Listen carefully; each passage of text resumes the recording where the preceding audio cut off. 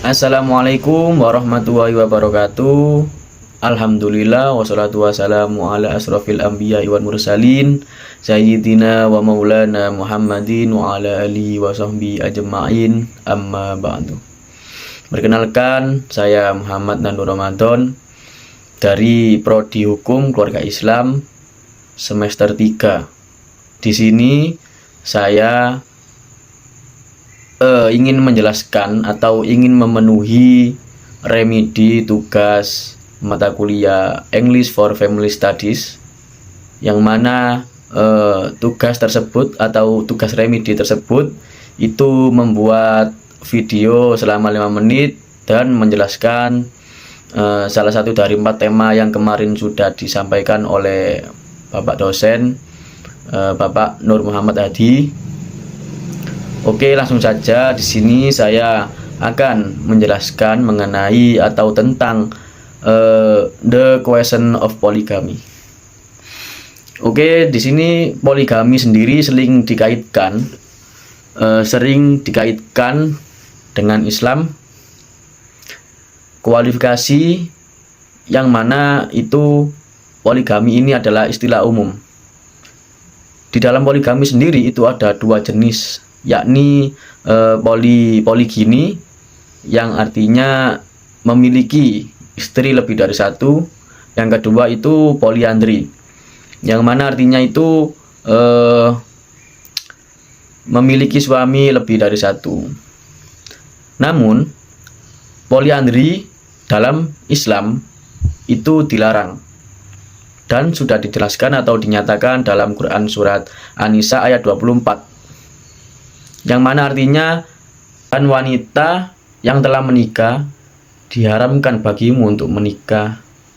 Itu termasuk atau artinya dari dilarangnya poliandri pada Quran surat An-Nisa ayat 4. Jadi yang diperbolehkan itu ialah poligini dalam hukum Islam klasik dengan syarat-syarat tertentu. Kita tahu bahwa sebelum peradaban Islam pada waktu masa Rasulullah, kebanyakan dari rakyat ataupun orang-orang pada zaman dahulu itu pada masa Rasulullah suka memperbanyak istri lebih dari 1.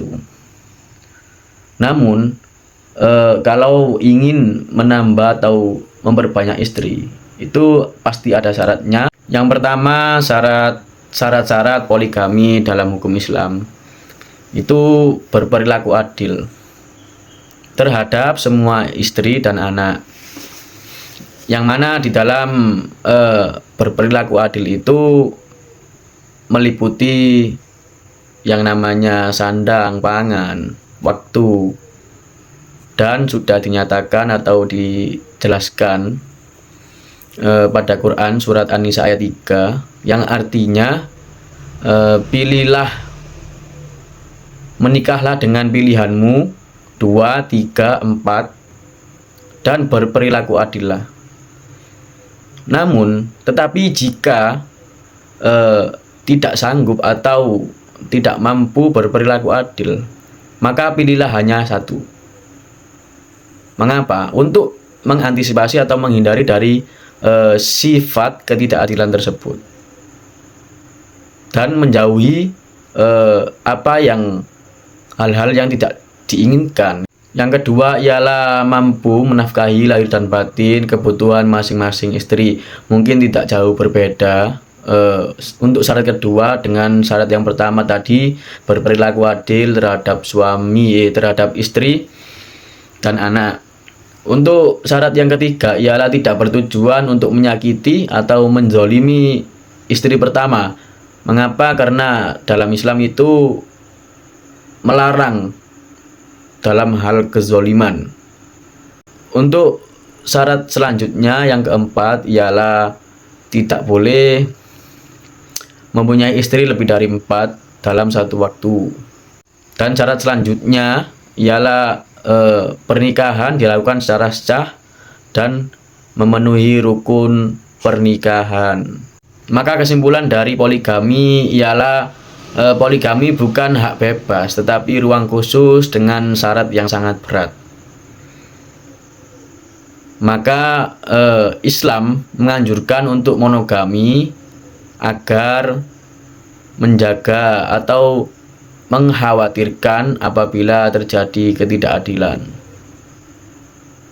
Dan hukum Indonesia memperketatnya dengan agar tidak semena-mena dalam hal atau suatu perbuatan demi perlindungan dari perempuan atau perlindungan untuk perempuan. Mungkin itu saja yang bisa saya sampaikan selaku untuk memenuhi tugas akhir mata kuliah English for Family Studies. Apabila ada kata salah, apabila ada salah kata, mohon maaf sebesar-besarnya. Saya tutup, saya akhiri.